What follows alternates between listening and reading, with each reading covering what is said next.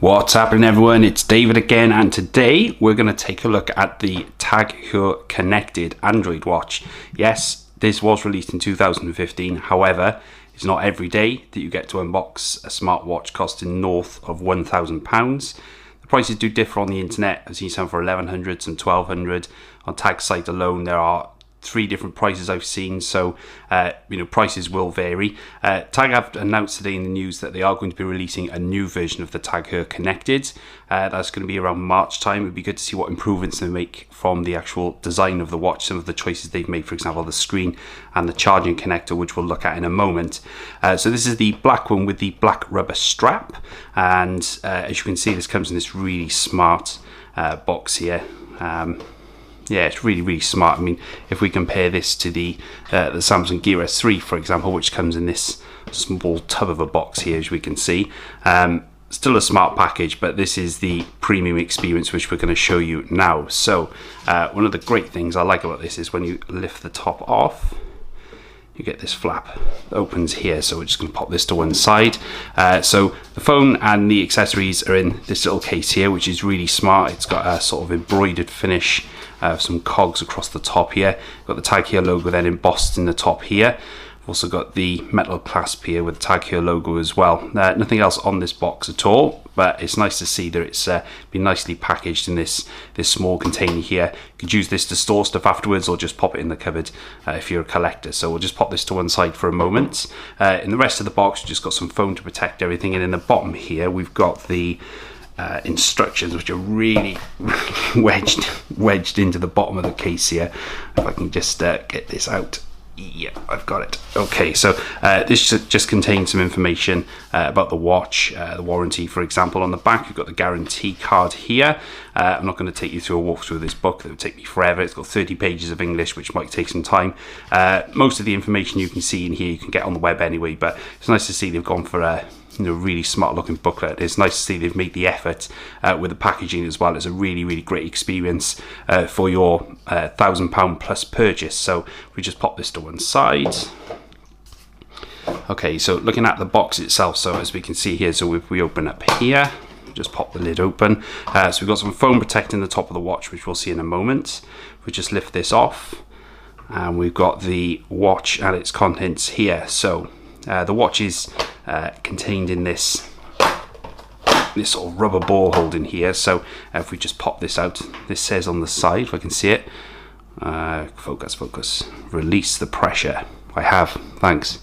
Okay, so that's the watch itself. We'll take a look at that in a moment. And then if we lift this up here, pop that to one side, we've then got the box containing the accessories. So this isn't quite as flash as the rest of the packaging, but it doesn't need to be. It's just holding some accessories inside. So inside of here we've got standard UK 3-pin micro USB charger, and we've got the charging cradle, which the phone latches onto. I'll show you that in a few moments. We've got a standard micro USB to USB cable here, and then in the bottom, what's this? Okay, so looks like a microfiber cleaning cloth. Now compared to the size of the watch, let's see, this does look quite chunky. If we take this open here, nice detail. So yeah, that's quite a big cloth for us. Oh, hang on, it keeps opening. So yeah, nice. I'm not sure how many times that's going to be taken out and used, but it's nice to see that they've gone all out with the detail in the packaging and included that as well to keep the watch nice and clean and polish the top of that. So we'll just put that to one side. So looking at the watch itself, so this is a 1.5mm full circle display, so it's nice to see, which you'll see in a moment, they haven't adopted the flat tire approach, which you see on the Moto 360, both editions, and also the Casio watch and the Fossil watches as well. The Fossil Q Founder does have the flat tire effect to accommodate the ambient light sensor. 46mm diameter, it's 12.8mm thick, weighs 52 grams compared to the Samsung Gear, which is here. You can see the slight difference. This is a 1.3-inch AMOLED display. This is a 1.5-inch LCD display, which we'll look at in a moment. The actual weight difference is not that much, to be honest. I've sort of put these in the one hand. There's not much in it, to be honest, but it's reasonably light, but it is beautifully built. It is made out of titanium grade 2. the entire case, and it's all nicely finished as well, as you can see there. Just got a microphone here on the side. There's no speakers, you can't make or receive calls on the watch, but you can send instructions through the microphone, for example, OK Google commands, and that'll be obviously displayed on your phone then. So the detail in the description for this button here says top of push button with horizontally fine brushed and raised Tag Heuer shield surrounded by black carbide coating with a thin transparent resin for protection. So I'm not quite sure if a small button like this deserves so much attention, but this is Tag Heuer we're on about, and it's nice to see. It does actually feel really nice. It's got a sort of nice feel to it, and it's got good tactility as well. We'll switch the watch on in a moment. So this is a black rubber strap. It is not removable. You can buy additions of the watch with different colour straps. There's a brown leather strap, there's red, there's a metal strap you can buy as well, but this actually feels really nice. It doesn't feel the sort of uncomfortable type which is going to get all gunky and messy when it's on your wrist. It's IP67 splash proof resistant, so it's not IP68, which means it can take a dunk in water for up to 30 minutes. That's a meter of water for 30 minutes, so this is just splash resistant, so I'd imagine good for washing the car and out in the rain, for example, only. I don't think you're going to be sort of taking this in the shower or taking it swimming. In all fairness, most watches you can't take swimming because obviously the chemicals in the water. So moving on to the rest of the watch. So the screen itself is scratch resistant sapphire crystal. It does feel really, really nice, so nice and smooth as well. It gives a good feel when you're using the inputs. As I said, it's a 1.5 inch fully circular transflective LTPS LCD display. It's got multiple finger recognition as well, so you've got pinch to zoom, and the screen resolution is 360 by 360, which results in a 240 ppi resolution. So we've talked about the bracelet, which is black rubber inside. So the battery is a 410 milliamp hour battery. They do say it gives up to 25 hours minimum. I haven't actually tested that battery life myself. Perhaps we'll look at that in another part of the in another review, which is another video altogether. The charging time is 1 hour 50 minutes from completely dead battery, which is pretty much on par with the current smartwatch king, which is the Gear S3, best smartwatch on the market at the moment. I absolutely think that is one of the best things they've released at the moment, Samsung. So that's another video, and I'll put that in the description below. So on par, I mean, this is getting on for nearly sort of well, this is released at the end of 2015, and it still feels like a really, really solid watch. Tag Heuer is really a statement watch. You know, if you're going to wear these, this is great to wear out as an occasional watch, or if you just want to use it as your daily timekeeper. This feels like it'll be comfortable on the wrist, which I'm going to show later on in the video. But yeah, good job. Really, really like the design and the feel of the watch as well. So as far as processor and memory goes, this has an Intel dual-core processor, which is rated at 1.6 gigahertz. It's got 1 gigabyte of main memory, which is unusual. A lot of smartwatches come with maybe 512 to 768, which is a slightly odd number, which is on the Gear S3. It's got 4 gigabytes of storage, so you can obviously put your own stuff on here, like some pictures or music. And it's got the usual array of sensors, which is accelerator, gyroscope, tilt detection sensor, built-in microphone. It's got a vibration haptic engine also. So this is compatible with Android 4.3 and above, and also compatible with iOS too. So the iOS feature was added into Android Wear some time back now.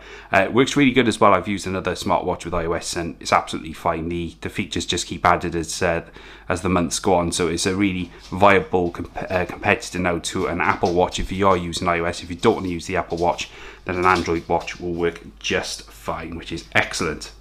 Okay, so it uses Bluetooth 4.1, so this is a lower power version of Bluetooth, so it doesn't actually sap the battery from your watch. So the watch will sit in idle state more or less. It'll keep the time, for example, and obviously if when needed, the notifications or what have you will be pushed from the phone through to the watch, and then it will give a subtle buzz on your wrist and the information will appear at the top here. So that's the specs and a quick walk around. So if we just get a bit closer here, so you can just see the titanium construction. It's really, really nice. It's got a really nice, cool, smooth finish as well, which is great.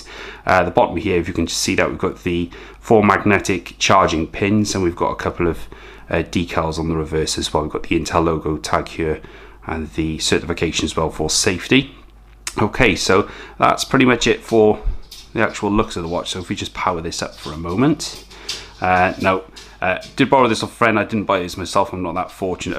I don't have that much money to spend on a watch like this. So thanks to my friend Jock for actually giving me the opportunity to have a look at this. Now this is basically is set up as new, so it's not connected to my phone in any way. So this is basically as you would find it from new. So we'll just pop the tray to one side there. So just going to switch the Bluetooth on my phone a second. Okay, I do believe I've got the Wear application here, so it's just going through the normal setup. So this isn't running Android Wear 2.0. This will be compatible with it, though. I did notice on the Wear 2.0 list that this is going to be a compatible watch with new Android Wear version, which is good.